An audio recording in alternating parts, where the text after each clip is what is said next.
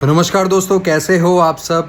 I hope सब सही हो गए। मेरे बाल थोड़े बिखरे हुए हैं, लेकिन जो मैटर है इससे तो कोई लेना देना है नहीं। जो मैटर है वो ये है कि अभिशार शर्मा को कल पुलिस ने छोड़ दिया था और उस पे आके उन्होंने आज ये बताया कि उनके साथ आखिर क्या क्या हुआ और क्या क्या नहीं हुआ। ये तो हम सभी को पता है कि विदाउट एनी रीज़न कल उन्हें गिरफ़्तार कर लिया गया था। वो कोई बात वैसी थी नहीं। एक प्रोपेगेंडा अभी चलाया जा रहा है कि जो न्यूज़ क्लिक है उसके चाइनीज़ फंडिंग है, उसके चाइनीज़ ताल्लुकात हैं, बड़े बड़े बिजनेसमैन हैं जो उससे जुड़े हुए हैं।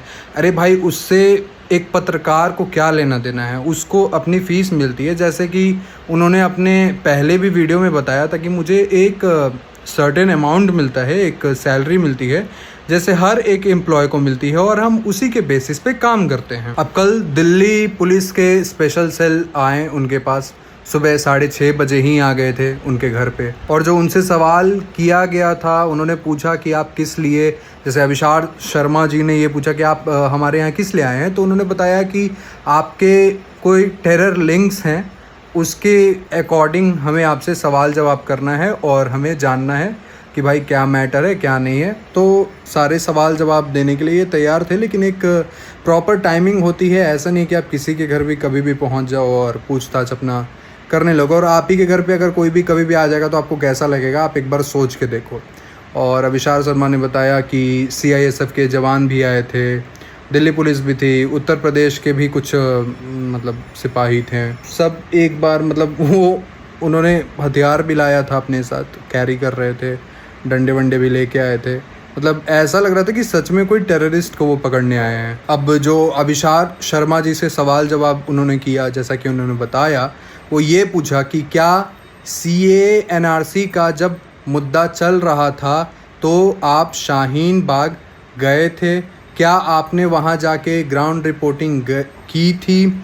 जब दिल्ली में भी जो दंगा हुआ था तो क्या आप वहाँ जाके ग्राउंड रिपोर्टिंग किए थे? JNU के स्टूडेंट्स के बारे में आपका क्या ख्याल है? क्या आप उनको सपोर्ट करते हैं? क्या आप उनके लिए बोलते हैं? कुछ इस तरीके का सवाल जवाब कर रहे थे पुलिस वाले, दिल्ली पुलिस वाले।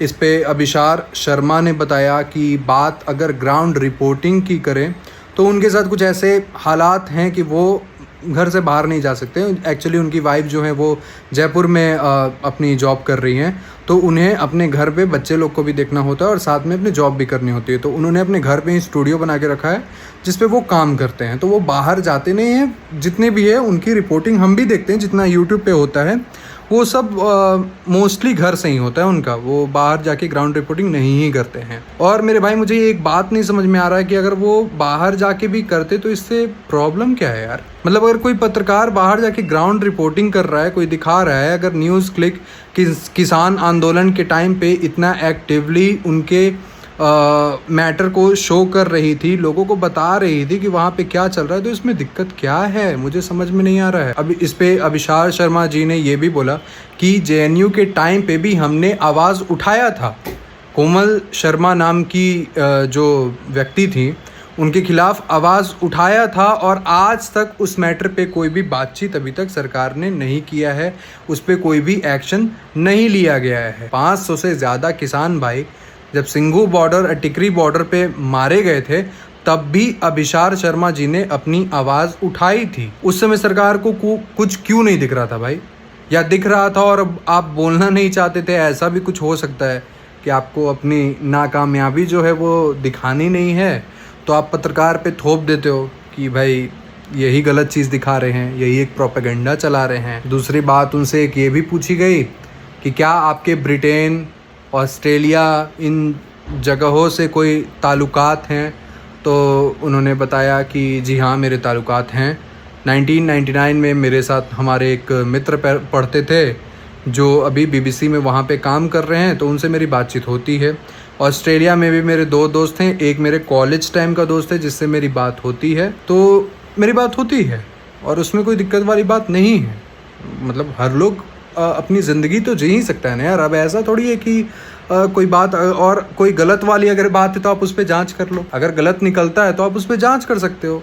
लेकिन इस तरीके से टारगेट करना मुझे नहीं लगता है कि कोई सही वाली बात है रियलिटी में। अब बात अगर बदतमीज़ी की करें तो दिल्ली पुलिस ने उनके साथ कोई बदतमीज़ी नहीं की, बहुत ही सलीके से उनसे सवाल जवाब किए गए और उनके 2 फ़ोन और 1 लैपटॉप को, जो कि उनके लिए बहुत नेसेसरी, ऑब्वियसली जितने भी पत्रकार या राइटर होंगे उन्हें एक बात तो समझ में आती होगी यार कि हमारे लिए लिखने पढ़ने वाली चीज़ें कितनी इम्पॉर्टेंट होती है, जैसे कि डायरी। और आजकल तो भाई सब कुछ लोग लैपटॉप्स और फ़ोन पे ही कर रहे हैं, तो आपको पता होगा कि कितना ज़रूरी होता है यार हमारे लिए लैपटॉप, फ़ोन वगैरह ये सब। लेकिन फिर भी इस पे भी कोई चीज़ प्रतिक्रिया नहीं दिया गया। उन्होंने बोला है कि हम 20 दिन के अंदर आपको आपके फ़ोन और लैपटॉप्स लौटा देंगे। अब देखना ये है कि क्या वो अपने बात पे रहते हैं या नहीं रहते हैं। अब 6:30 से 9:30 तक तो घर पे उनसे पूछताछ किया गया और 9:30 के बाद उन्हें लोधी रोड में दिल्ली स्पेशल पुलिस की जो ऑफिस है वहाँ पे ले जाके वहाँ पे भी उनसे पूछताछ की गई। तो यार ये सही नहीं है यार, आप पत्रकार को ऐसे तंग कर रहे हो, वो सही नहीं है। अब इसमें बहुत से ऐसे मुख्य धारा के पत्रकार थे जिन्होंने अभिषार शर्मा को सपोर्ट भी दिखाया।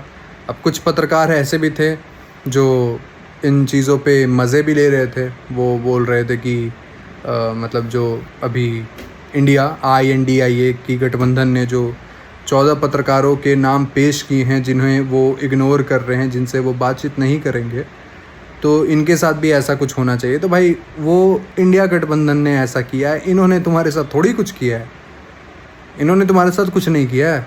अगर आप सोचते हो तो ऐसा गलत सोचते हो, और आप अगर गलत बोलोगे तो आपके खिलाफ लोग बोलने वाले हैं। ठीक है, वो इतने बड़े पत्रकार हैं, वो नहीं बोलेंगे, हम ही लोग बोल देंगे भाई, हम ही बोल देंगे आपके बारे में। हमें थोड़ी आपसे डर है कि आप हमारा क्या कर लोगे।